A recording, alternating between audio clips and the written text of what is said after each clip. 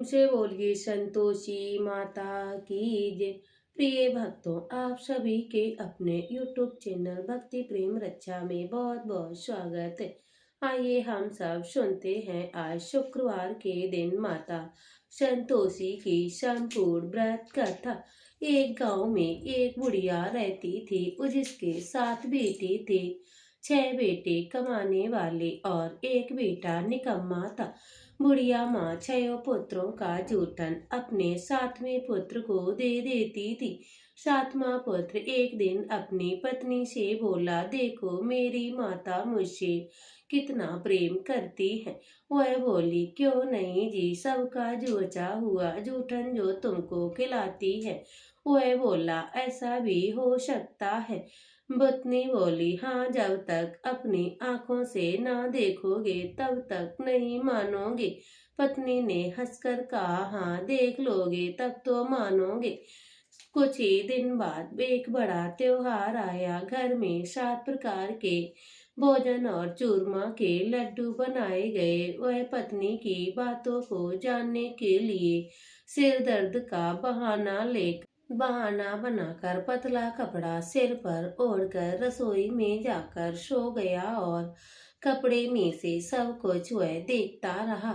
6 भाई भोजन करने आए। उसने देखा माँ ने उनके लिए सुंदर सुंदर आसन बिछाए और 7 प्रकार की रसोइयां परोसी और आग्रह करके उन्हें भोजन कराती रही।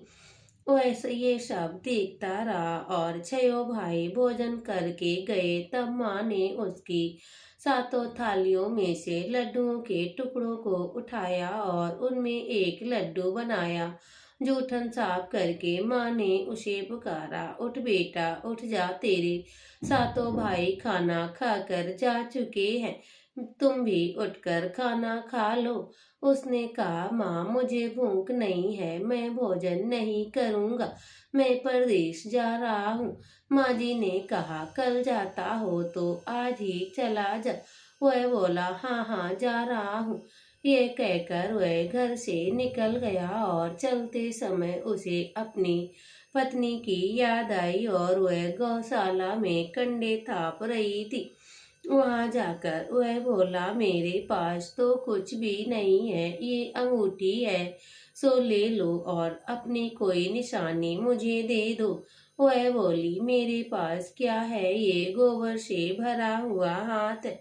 ये कहकर पत्नी ने उसकी पीठ पर गोबर के हाथ की थाप मार दी और वह चल दिया। चलते चलते दूर देश में पहुंचा। वहां एक साहूकार की दुकान थी। वहां जाकर बोला, सेठ जी मुझे नौकरी पर रख लीजिए। तब साहूकार ने, नौकर की सख्त जरूरत थी। साहूकार ने कहा, काम देखकर दाम मिलेंगे। उसने कहा, सेठ जी आप जैसा ठीक समझे। उसे साहूकार के यहाँ नौकरी मिल गई और वह दिन रात काम करने लगा। कुछ दिनों के बाद दुकान का हिसाब किताब, लेन देन, ग्राहकों को चला, माल बेचना, सारा काम करने लगा। साहूकार के 7-8 नौकर और भी थे। वे सब चक्कर खाने लगे, लेकिन उसने अपनी लगन और परिश्रम और ईमानदारी से सभी को पीछे छोड़ दिया था।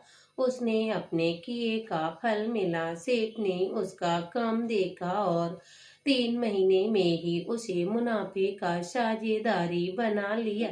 अब सेठ अपना सारा कारोबार छोड़कर बाहर चला गया। इधर उसकी पत्नी पर क्या बीती वह भी सुने। सास ससुर उसे बहुत दुख देने लगे, गृहस्थी का सारा काम कराते और उसे लकड़ी लेने जंगल में भेजते। इसी बीच घर की रोटियों की, आटे की जो भूसी निकलती उसकी रोटी बनाकर रख दी जाती और फूटे नारियल की नरेली में पानी दिया जाता था। इस तरह उसके दिन व्यतीत होने लगे। एक दिन वह जब जंगल में लकड़ी लेने जा रही थी, तभी उसे रास्ते में बहुत सी स्त्रियां संतोषी माता का व्रत करती दिखाई दी। ये वहां खड़ी होकर पूछने लगी, हे बहनों, तुम किस देवता का व्रत कर रही हो और इसके करने से क्या फल मिलता है, इस व्रत को करने की क्या विधि है। यदि आप सभी मुझे इस व्रत का विधान समझाकर कहोगी तो मैं तुम्हारा बड़ा एहसान मानूं। उसमें से एक स्त्री बोली, सुनो, ये संतोषी माता का व्रत है। इसके करने से निर्धनता दरिद्रता का नाश होता और लक्ष्मी आती है। मन की चिंताएं दूर होती है और मन प्रसन्न हो जाता है और शरीर को शांति मिलती है। निपुत्री को पुत्र मिलता है। प्रीतम अगर बाहर गया है तो वह शीघ्र लौट आता है। कुंवारी कन्याओं को मनपसंद वर मिलता है। चलता मुकदमा खत्म हो जाता है। घर कलेश की निवृत्ति हो जाती है। मुख शांति होती है और घर में धन जमा होना लगता है। धन जायदाद का लाभ होता है और मन में कोई भी कामना हो तो संतोषी माता की कृपा से पूर्ण हो जाती है। इसमें कोई संदेह नहीं। वह पूछने लगी, ये व्रत किसने किया है, कैसे किया जाता है, ये व्रत हमें भी बतलाओ तो आपकी बहुत ही बड़ी कृपा होगी। वह स्त्री कहने लगी, बिना परेशानी और श्रद्धा और प्रेम से जितना भी बन सके उतने शुक्रवार का व्रत करना। सवा मन के प्रसाद लेना, 5.25 या 5.25 आने तक की जितनी ज्यादा शक्ति और भक्ति के अनुसार गुड़ और चना लें। हर शुक्रवार को निराहार रहकर कथा कहना सुनना। इसके बाद ओम बीज कम नहीं टूटे लगातार नियम पालन करना। सुनने वाला कोई ना हो तो घी का दीपक जलाकर उसके आगे जल का पात्र को रखकर कथा कहना। परंतु हमें याद रखना है कि नियम ना टूटे जब तक कार्य सिद्ध ना हो। नियम पालन हमें करना चाहिए और कार्य सिद्ध हो जाने पर व्रत का उद्यापन भी करना चाहिए। 3 मास में माता व्रत पूर्ण करती है, माता फल देती है। यदि किसी के खोटे ग्रह हैं तो भी माता 1 वर्ष में अवश्य उनको पूर्ण कर देती। कार्य सिद्ध होने पर ही उद्यापन करना चाहिए, बीच में नहीं करना चाहिए। 2.5 सेर खाजे का काजा और इसी अनुसार खीर और चने का साग बनाना। 8 बच्चों को भोजन कराना। जहाँ तक मिले देवर जेठ भाई बंधु कुटुंब के लड़के लेना, ना मिले तो रिश्तेदार और पड़ोसियों के लड़के बुलाना। उन्हें भोजन करा के यथाशक्ति दक्षिणा दें। माता नानी का नियम पूरा करें। ध्यान रखें उस दिन कोई घर में खटाई ना खाए और वह वहां से चल दी। रास्ते में लकड़ी के बोझ को बेच दिया और उसमें पैसे गुड़ चना लेकर माता रानी का व्रत करने की तैयारी करने लगी। रास्ते में संतोषी माता का मंदिर था जो माता के वो गई और माता के चरणों में लौटने लगी। माता से विनती करने लगी, हे माँ, मैं दीन हूँ, निपट मूर्ख हूँ, व्रत के नियम कुछ नहीं जानती, मैं दुखी हूँ। हे माता, मेरा दुख दूर कर मेरी, मैं आपकी शरण में आई। माता को दया आ गई। एक शुक्र बीता और दूसरे शुक्रवार को उसके पति का पत्र आया और तीसरे शुक्रवार को उसका भेजा हुआ पैसा आ पहुंचा और ये देखकर जेठानियां मुंह सिकोड़ने लगी। इतने दिनों में इतना पैसा आया है, इसमें क्या बड़ाई है। लड़के ताने देने लगे काकी के पास। अब तो पत्र आने लगे, रुपए आने लगे। अब तो काकी की खातिरदारी बढ़ जाएगी। अब तो काकी बुलाने से भी ना बोलेंगी। बेचारी सरलता से कहती, हाँ भैया, पत्र आए हैं, रुपए आए हैं तो हम सब के लिए अच्छा है। ऐसा कहकर आंखों में आंसू भरकर वह माता संतोषी माता के मंदिर में जाकर वह माँ के चरणों में गिरकर रोने लगी। कहने लगी, हे मातेश्वरी, मैंने आपसे रुपए कब मांगे, पैसे कब मांगे। मुझे तो अपने सुहाग से काम है। मैं तो अपने स्वामी के दर्शन और सेवा मांगती हूँ। तब माता ने प्रसन्न होकर कहा, जा बेटी, तेरा स्वामी भी जल्दी आएगा। ये सुन खुशी से बावली होकर वह घर आकर काम करने लगी। संतोषी माँ ने विचार किया, ये भोली पुत्री, मैंने तुमसे कह तो दिया है, पर तेरा पति शीघ्र आएगा, पर आएगा कहाँ से? वह तो इसे स्वप्न में भी याद नहीं करता है। उसे याद दिलाने तो मुझे ही जाना पड़ेगा। संतोषी माता ने उस बुढ़िया के बेटे को स्वप्न में समझाया, हे पुत्र, तेरी घरवाली बहुत कष्ट उठा रही है। वह बोला, हाँ माता, ये तो मुझे मालूम है, परंतु मैं क्या करूं, कहाँ से जाऊं? परदेश की बात है, लेन देन का हिसाब किताब है, कोई जाने का रास्ता नजर नहीं आ रहा है। आप ही कोई राह दिखाएं, मैं वहाँ कैसे जाऊं? तब माँ ने कहा, सुबह नहा धोकर संतोषी माता का नाम लेकर घी का दीपक जलाकर दंडवत प्रणाम कर दुकान पर जा बैठना। देखते ही देखते तेरा सारा लेन देन चूक जाएगा, जमा माल बिक जाएगा और सांझ होते होते घर में धन का ढेर लग जाएगा। वह अगले दिन सुबह जल्दी उठा। उसने अपने मित्र बंधुओं परिचितों से स्वप्न में माता द्वारा कही गई बातों को कह सुनाई। सब वे उनकी मजाक सुनकर खिल्ली उड़ाने लगे, कहने लगे, सपने भी क्या सच्चे होते हैं।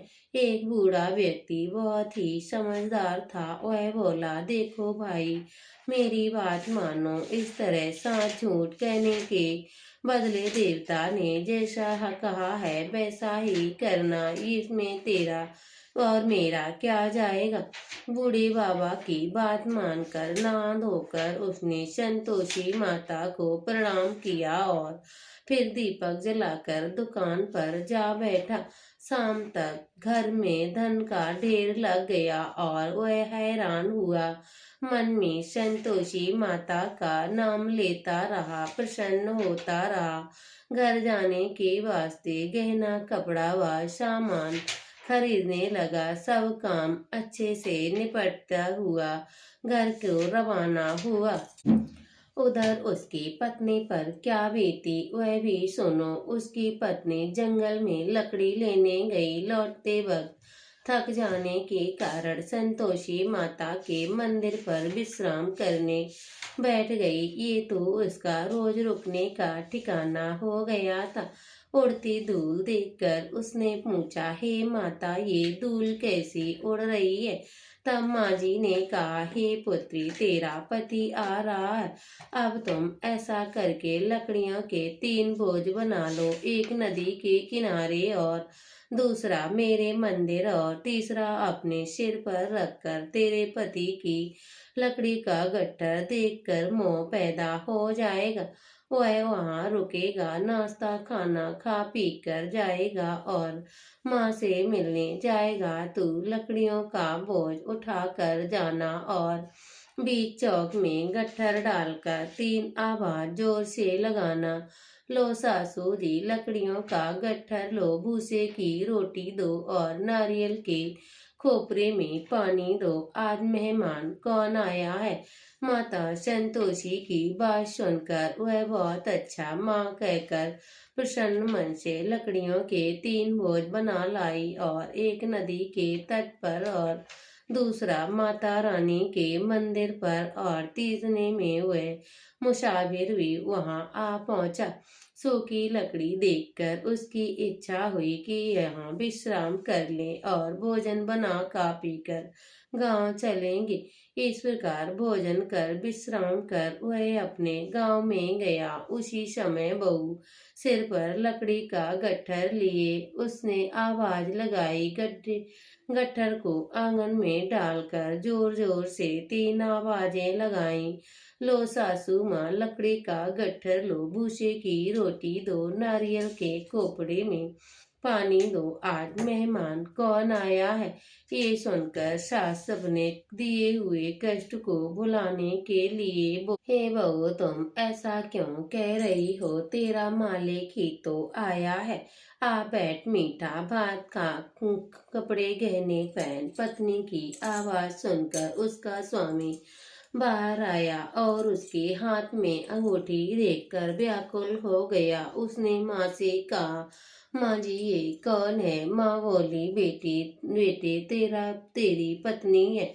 आज 12 वर्ष हो गए हैं जब से तू गया है, तब से सारे गांव में जानवर की तरह भटकती फिरती है, काम कुछ कुछ करती नहीं और चार समय आकर खा जाती है। अब मुझे देखकर भूसे की रोटी और नारियल के खोपरे में पानी मांग रही है। वह बोला, हाँ माँ, मैंने इसे भी देखा और तुम्हें भी देखा। मुझे दूसरे घर की चाबी दो, मैं उसी में रहूंगा। ठीक है बेटा, जैसी तेरी मर्जी। माँ ने चाबी का गुच्छा बेटे के सामने रख दिया।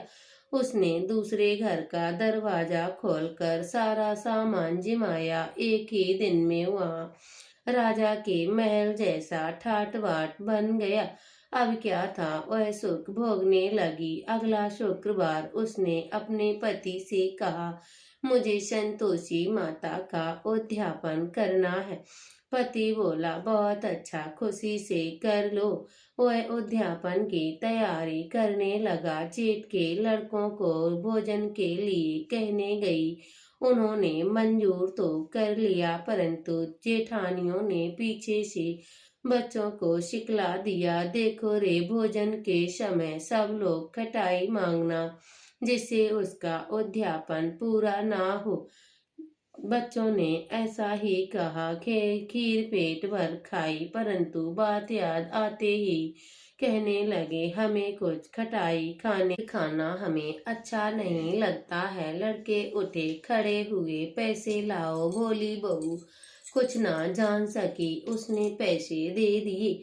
लड़कों ने बाजार जाकर उन पैसों से इमली खरीदी और खा। ये देखकर बहू पर माता जी का कोप हुआ और राजा के दूत उसे पति को पकड़ कर ले गए। अब सब मालूम हो जाएगा जब जेल की रोटी खाएगा। बहू से ये वचन सहन ना हुए, वह संतोषी माता के मंदिर गई और कहने लगी, हे माता, ये तुमने क्या किया, हंसाकर क्यों रुलाने लगी हो। माता बोली, हे पुत्री, मेरा व्रत भंग किया है, इतनी जल्दी सब बातें कैसे भूल गई। वह बोली, हे माता, मैं कुछ नहीं भूली हूँ, ना कुछ अपराध किया है, मुझे तो लड़कों ने भूल डाल दिया है। हे माता, मुझे क्षमा करो।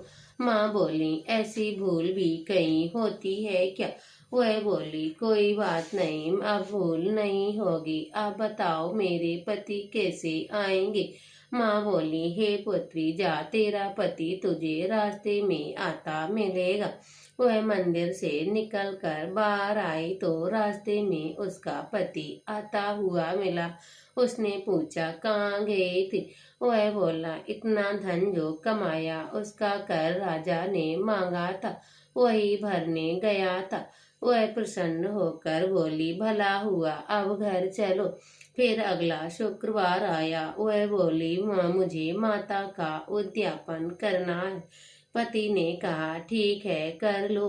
वह बोला, जेठ के लड़कों से भोजन करने को गई। जेठानियों ने सब कुछ पहले जैसा ही सिखा दिया कि तुम खाने में खटाई जरूर मांगना। लड़के भोजन करने बैठे, लेकिन भोजन करने से पहले ही वो कहने लगी, हमें खटाई खाने, खीर पूड़ी नहीं भाती है, हमारा जी मिचलता है, हमें कुछ खटाई खाने दो। ये वो कहने लगी, खटाई खाने को नहीं मिलेगी, खाना है तो खा लो। उन्होंने उठकर चले जाने पर उसने ब्राह्मणों के लड़कों को बुलाकर भोजन कराया। दक्षिणा की जगह उन्हें एक एक फल दिया, जिससे संतोषी माता प्रसन्न हो गई। माता की कृपा से 9 महीने बाद उसको चंद्रमा के समान सुंदर पुत्र प्राप्त हुआ। वह पुत्र को लेकर वह प्रतिदिन संतोषी माता के मंदिर जाने लगी। माँ ने सोचा, ये रोज हर रोज मेरे मंदिर आती है, क्यों ना आज मैं इसके घर चलूं, इसका सारा आसरा तो देखूं। ये विचार कर माता ने भयानक रूप बनाया। गुड़ और चने से सना मुख, ऊपर से मुख में समान, ओठ में मक्खियां भिनभिना रही थी। दहलीज पर पैर रखते ही उसकी सास बोली, चिल्लाई, देखो री कोई चुड़ैल ढांकनी चली आ रही है। लड़कों, इसे भगाओ, नहीं तो ये सबको खा जाएगी। बहू रोशनदान से देख रही थी। वह प्रसन्न हो उठी कि आज मेरी माता मेरे घर आई है। ये कहकर दूध पीते बच्चों को गोद उतार दिया और इस प्रकार उसने सास को क्रोध में भरकर बोली, अरे राण, देख कैसी उतावली हुई जा रही है, जो बच्चे को भी पटक दिया है। इतने में माँ के प्रताप से जहाँ देखो वहाँ लड़के ही लड़के नजर आने लगे। वह बोली, हे माँ जी, मैं जिनका व्रत करती हूँ वही संतोषी माता है। इतना कहकर उसने झट से घर के सारे दरवाजे किवाड़ खोल दिए। सबने माता के चरण पकड़ लिए और विनती करके कहने लगे, हे माता, हम मूर्ख हैं, अज्ञानी हैं, तुम्हारे व्रत की विधि हम सब नहीं जानते हैं। तुम्हारा व्रत भंग कर कर हमने बड़ा अपराध किया है। हे माता, हमारे अपराधों को क्षमा कर। इस प्रकार बार बार कहने पर संतोषी माता प्रसन्न हो गई। इसके बाद उसकी सास कहने लगी, हे संतोषी माता, आपने बहू को जैसा फल दिया है वैसा हम सभी को देना। जो ये कथा सुने और पढ़े उसकी मनोरथ पूर्ण करना। प्रेम से बोलिए संतोषी माता की जय। अब हम सब संतोषी माता की आरती सुन। बोलो संतोषी माता की जय। जय संतोषी माता मैया, जय संतोषी माता। अपने सेवक जन की सुख संपत्ति दाता। ओम जय संतोषी माता। सुंदर चीर सुनहरी माँ धारण कीनो, हीरा पन्ना धमके तन श्रृंगार लीनो। ओम जय संतोषी माता। गेरू लाल छटा छवि बदन कमल सोहे, मैया बदन कमल सोहे। मंद हसत करुणामयी त्रिभुवन जन मोहि। ओम जय संतोषी माता। स्वर्ण सिंहासन बैठी चमर दुढ़े प्यारे, धूप दीप मधुमेवा भोग धरे न्यारी। ओम जय संतोषी माता। घोड़े और चना परम प्रिय मान संतोष किए, संतोषी कहलाई भक्तन विभोदी। ओम जय संतोषी माता मैया, जय संतोषी माता। शुक्रवार प्रिय मानस आज दिवस सोई, भक्त मंडली छाई कथा सुनत मोई। जय संतोषी माता मैया, जय संतोषी माता। मंदिर जगमग ज्योति मंगल ध्वनि छाई, विनय करे हम बालक चरणन शिरनाई। ओम जय संतोषी माता। भक्ति भाव में पूजा अंगीकृत कीजिए, जो मन बसे हमारे चित फल दीजिए। ओम जय संतोषी माता। दुखी दरिद्री रोगी संकट मुक्त किए, बहुधन धान भरे घर सुख सौभाग्य दी। ओम जय संतोषी माता। ध्यान धरो जिस जन ने मन वांछित फल पायो, पूजा कथा श्रवण कर घरे आनंद आयो। जय संतोषी माता, शरण गए की लज्जा रखियो जगदम्बे। संकट तुम ही निवारो दयामयी अम्बे। ओम जय संतोषी माता, संतोषी माँ की आरती जो कोई नर गावे। रिद्ध सिद्ध सुख संपत्ति जी भर के पावे। ओम जय संतोषी माता, मैया जय संतोषी माता। बोलो संतोषी मात की जय। प्रिय भक्तों, वीडियो अच्छा लगे तो वीडियो को लाइक करिए और कमेंट बॉक्स में जय संतोषी माता जरूर लिखिएगा।